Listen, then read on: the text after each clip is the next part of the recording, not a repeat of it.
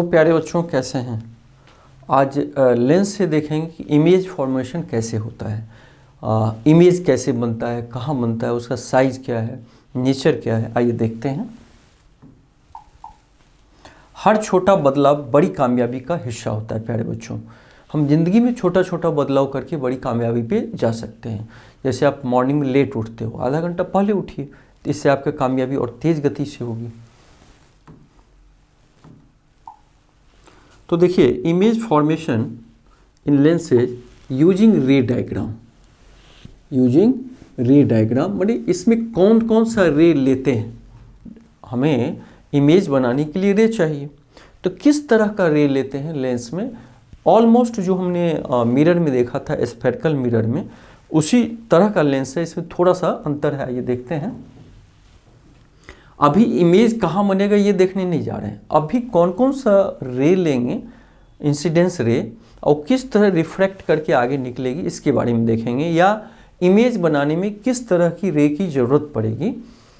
तो a ray of light from the object parallel to the principal axis. अभी हम पहले पैरेलल देखें कि ये प्रिंसिपल एक्सिस का यदि रे पैरेलल हो तो उसका वो कहाँ जाके मिलती है या इमेज कहाँ बनाएगी। After refraction from a convex lens passes through the principal focus of the other side of the lens। ये इंसिडेंस रे अगर प्रिंसिपल एक्सिस का पैरेलल हो तो पैरेलल होने के बाद ये फिर कहाँ जाके मिलेगी, एक पॉइंट पे मिलेगी, प्रिंसिपल फोकस पे मिलेगी। अर्थात कॉन्वेक्स लेंस में यदि हम पैरेलल लेते हैं इंसिडेंस रे तो रिफ्रैक्टेड रे कहाँ जाके कटेगी, प्रिंसिपल फोकस पे। ये याद रखना है। After refraction from a concave lens, the ray appears to diverge from the principal focus। इसमें भी हम पैरेलल लिए, कॉन्केव लेंस में भी, लेकिन ये ऐसे न जाके डाइवर्ज में थोड़ा दूर भागेगा। और प्रतीत कहाँ से होगा कि यहाँ से आ रही है, तो जहाँ से लगे आ रही है वो कॉन्केव लेंस के केस में वो प्रिंसिपल फोकस होगा।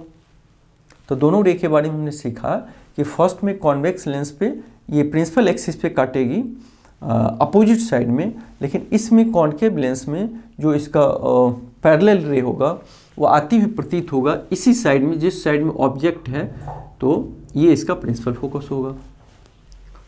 आगे देखते हैं। A ray of light passing through a principal focus. ठीक उल्टा, पहले पैरेलल था तो प्रिंसिपल फोकस पे गई या आती हुई प्रतीत हुई, लेकिन जब रे ऑफ लाइट पास करे प्रिंसिपल फोकस से तब क्या होगा। After refraction from a convex lens will refraction parallel to the principal axis. अगर देखिए ये प्रिंसिपल फोकस से होके ये गुजरती है तो बाद में चल के रिफ्रैक्ट होकर पैरेलल हो जाती है। पैरेलल आया तो प्रिंसिपल फोकस से गुजरेगा। अगर प्रिंसिपल फोकस से इंसिडेंस रे आया तो रिफ्रैक्शन के बाद प्रिंसिपल फोकस का पैरेलल ये रिफ्रैक्ट होगा। A ray of light appearing to meet, और कॉन्केव लेंस में क्या होगा, principal focus of a concave lens, इसमें क्या होगा, जैसे ये इंसिडेंस आया और लगे कि प्रिंसिपल फोकस की ओर से ये इंसिडेंस हो रहा है, ये देखिए प्रिंसिपल फोकस, ठीक है, तो ये पैरेलल जो है रिफ्रैक्शन के बाद पैरेलल निकल जाएगी। तो वही कह रहा है after e refraction will passes parallel to the principal axis. अर्थात हमने देखा प्यारे बच्चों कि प्रिंसिपल फोकस से होकर यदि इंसिडेंस रे हो तो रिफ्रैक्शन के बाद वो प्रिंसिपल एक्सिस के पैरेलल जाती है कॉन्केव में, कॉन्वेक्स लेंस में। और कॉन्केव लेंस में अगर ये इंसिडेंस हो रहा है, लग रहा हो कि प्रिंसिपल फोकस के तरफ इंसिडेंस हो रहा है, तो रिफ्रैक्शन के बाद ये पैरेलल प्रिंसिपल फोकस का जाएगा। दूसरा था a ray of light passing through the optical centre of a lens.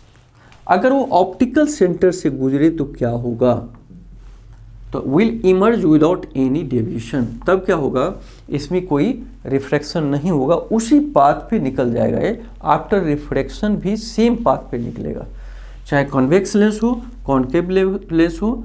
अगर ऑप्टिकल सेंटर से इंसिडेंस रे है तो रिफ्रैक्शन के बाद भी सेम पाथ से वो निकलेगा, याद रखना है। Image formation by convex lens.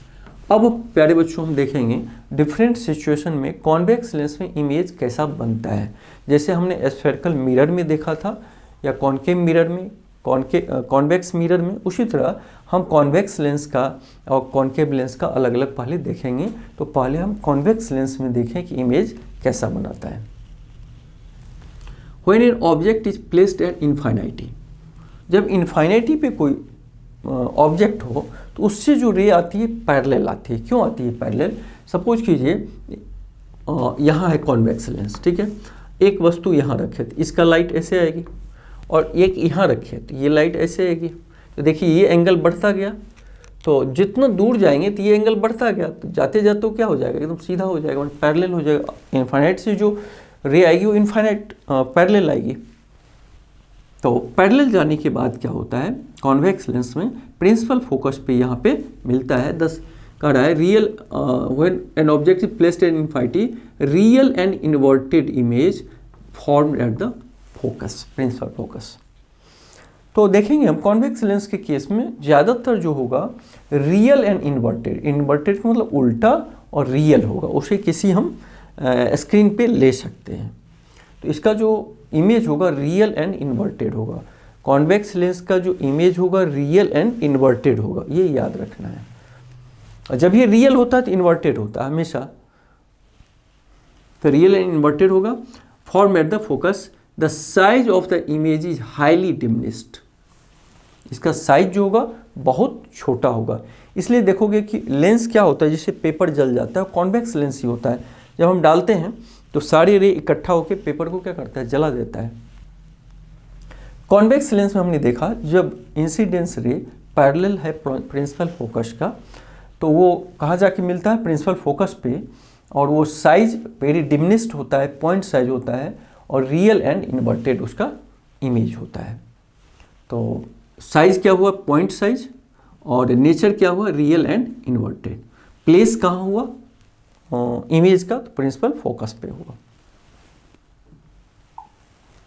When an object is placed behind the center of curvature, माने इनफाइनाइट पे ना होके सेंटर ऑफ कर्वेचर के पास हो। यहाँ C1 और 2F1 क्या लिखा है कि ये फोकल लेंथ से डबल होता है रेडियस ऑफ कर्वेचर, इसलिए इसको इस डिस्टेंस को 2F1 लिखा गया है। तो अगर ऑब्जेक्ट यहाँ हो तो कहाँ जाके इसका इमेज बनेगा। तो देखिए हम जो रे का सिलेक्शन करते हैं प्राय एक पैरेलल करते हैं और एक ऑप्टिकल सेंटर से निकालते हैं, याद रखिए। तो इसका जो इमेज बनेगा द रियल एंड इन्वर्टेड, क्योंकि कॉन्वेक्स लेंस में मैक्सिमम केस में एक केस छोड़ के रियल एंड इन्वर्टेड होता है इमेज, ये तो याद कर लीजिए। इस लिस्ट और साइज क्या होगा, छोटा होगा, अर्थात nature real and inverted, size थोड़ा छोटा डिमिनिश्ड, और प्लेस कहाँ होगा, किस जगह पे बनेगा, तो फोकस और सेंटर ऑफ कर्वेचर के बीच में बनेगा। When an object is at the center of curvature, centre of curvature माने C1 पे ही अगर ऑब्जेक्ट रखे तब क्या होगा। तो इसमें भी दो रे लीजिए, एक पैरेलल और एक ऑप्टिकल सेंटर से गुजरते हुए। तो डायग्राम भी याद रखिए कि उसका इमेज, इस केस में इमेज कहाँ बनेगा, तो उसको उसी हिसाब से बढ़ाइए कि हम वहीं जाके मिल जाए। तो देखिए इसका क्या होगा, सेंटर ऑफ कर्वेचर पे ही इमेज बनेगा, सेम साइज होगा और रियल एंड इन्वर्टेड होगा। The real and inverted image form eight other centre of curvature, दो सेंटर ऑफ कर्वेचर होता है। तो एक सेंटर ऑफ कर्वेचर पे हमने ऑब्जेक्ट रखा तो इमेज दूसरे सेंटर ऑफ कर्वेचर पे बनेगा। ये देखिए C2 है, C2 ये C1। The image size the same object, जितना बड़ा ये है उतना ही बड़ा इसमें बनेगा।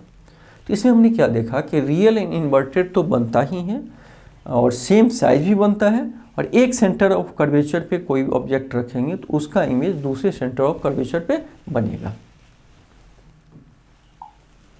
अगला केस देखिए, when an object is placed between the center of curvature and focus, और थोड़ा दाहिना किए तो अब देखिए क्या होगा कि ये थोड़ा सा the real and inverted image formed behind to the center of curvature, centre of curvature के बगल में बनेगा। the size of the image is larger than that of object, इससे ये बड़ा बनेगा और लार्जर बनेगा। फिर इसमें दो रे लिए, एक पैरेलल और एक ऑप्टिकल सेंटर से, और दोनों जाके इस हिसाब से मिलाइए कि वो beyond the centre of curvature हो जाए। तो इसको याद रखना है कि when object is placed in between the centre of curvature and focus, the real and inverted image is form behind the centre of curvature, the size उसका क्या होगा, लार्जर होगा। तो ये भी हमने देखा। अब देखिए, when an object is placed at the focus, focus पे ही अगर रखें तो क्या होगा, a real and inverted image form at infinity, क्योंकि इन्फाइनाइटी पे रखे तो इमेज फोकस पे बना, अगर ऑब्जेक्ट फोकस पे रखें तो इसका इमेज कहाँ बनेगा, इन्फाइनाइटी पे, इन्फाइनाइटी वेरी लार्ज बनेगा। इमेज फॉर्म इनफाइनाइटली लार्ज, बहुत बड़ा बनेगा, और रियल एंड इन्वर्टेड तो रहेगा ही, क्योंकि इसमें कॉन्वेक्स लेंस में हमने देखा कि हर केस में रियल एंड इन्वर्टेड होता है। तो प्लेस, जब ऑब्जेक्ट को प्रिंसिपल फोकस पे रखा तो इमेज इनफाइनाइटी पे बना, रियल एंड इन्वर्टेड बना और बहुत बड़ा बना, इनफाइनाइटली लार्ज हुआ।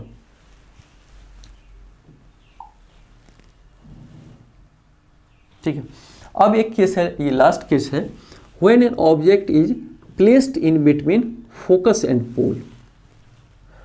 अब देखिए, ये फोकस और ये पोल नहीं कहेंगे, फोकस एंड ऑप्टिकल सेंटर यहाँ बोलेंगे। पोल तो एस्फेरिकल मिरर केस में होता है, यहाँ ऑप्टिकल सेंटर हम बोलेंगे, ऑप्टिकल सेंटर।